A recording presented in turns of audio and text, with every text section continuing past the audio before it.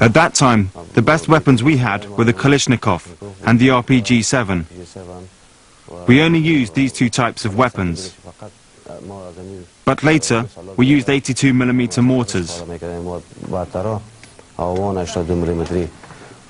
The Russians used against us the most modern weapons, good aircraft, and a trained, powerful army.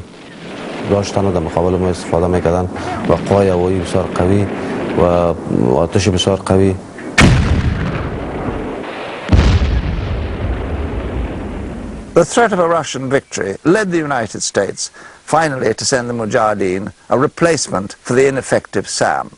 They chose the Stinger, and its success against the Soviet gunships transformed the war and hastened its end.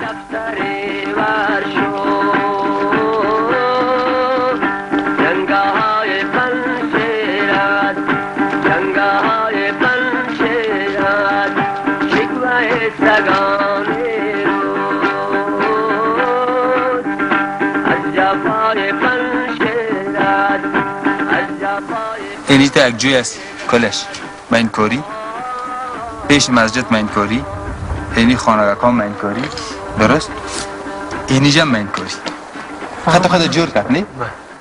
By 1986, Massoud was strong enough to mount an attack on a communist government fort at Farhar in the north.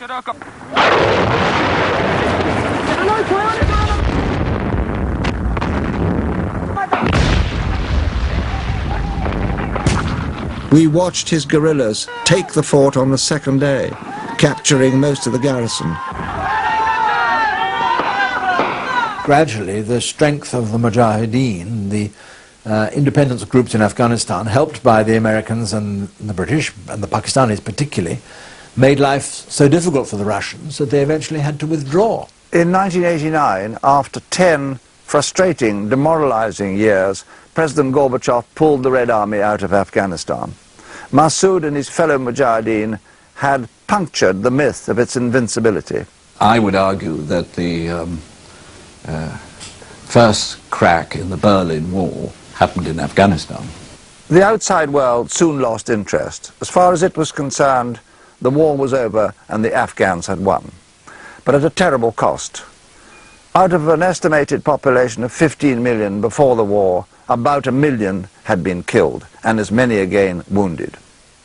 Of the wounded, the majority were the victims of anti-personnel mines, scattered indiscriminately by the Russians from helicopters and aircraft, and laid with deadly precision round their camps and bases. In Afghanistan, the statistics we have are not exact, but it's estimated 14 million mines were laid in different areas by the Russians. The majority of mines are anti-personnel.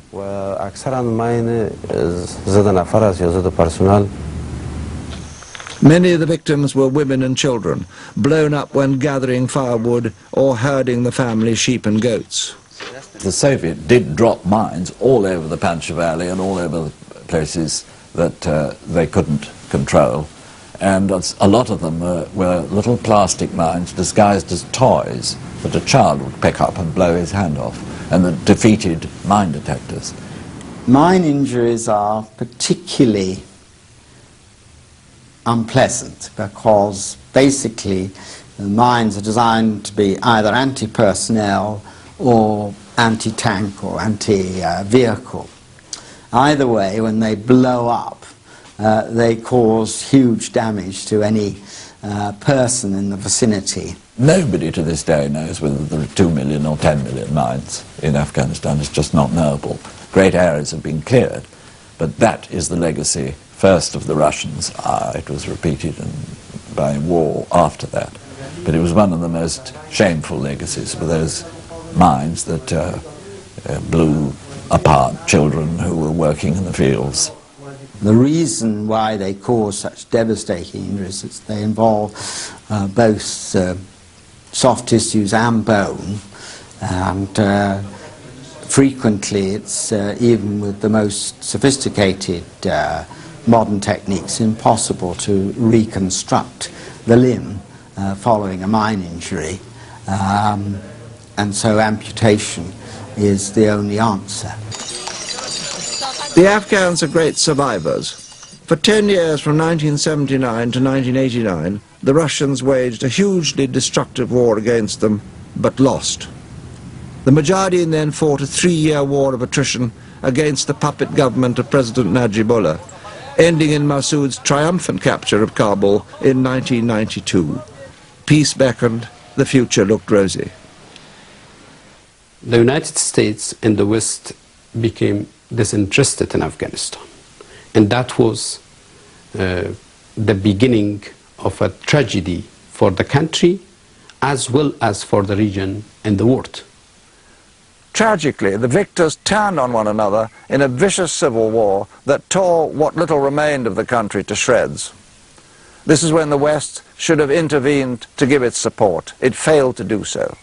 Out of the turmoil came the Taliban. And although unrecognized by the United Nations, ruled most of the country except the northeast, where Massoud was still holding out.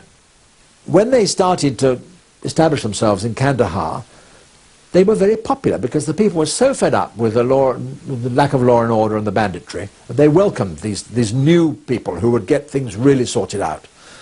And the Taliban were incredibly successful. They were supported by the Pakistanis, but they conquered Kandahar, they moved right, they took Kabul, they pushed the Northern Alliance, Massoud and his group, right up into the northeast of the country. We supported the Taliban in Kandahar. The order came from the government to help Mullah Naqib. We even sent jet planes to bomb the area controlled by Gulbuddin Hekmatyar in Ghazni, where they fought against them, until the Taliban arrived at the gates of Kabul. They ran the country successfully, but of course the people who'd welcomed them didn't realize until later how extreme they were. Afghanistan is famous for its hospitality and good manners, and you really felt it was the antithesis of that. They didn't want you there. I mean, this is not true of all Taliban, of course, but there was a very hostile feeling in a lot of places. The Taliban period was the worst time in Afghanistan's history. The crimes they have committed, the history of Afghanistan will never forget. Women did not have the right to work. They had to stay at home. Beards were compulsory for men. Men were not allowed to wear anything other than traditional clothes. People were forced to go to mosque or beaten by whips and sticks. Music was not allowed. Cutting hands off and executing people in public was normal for that period.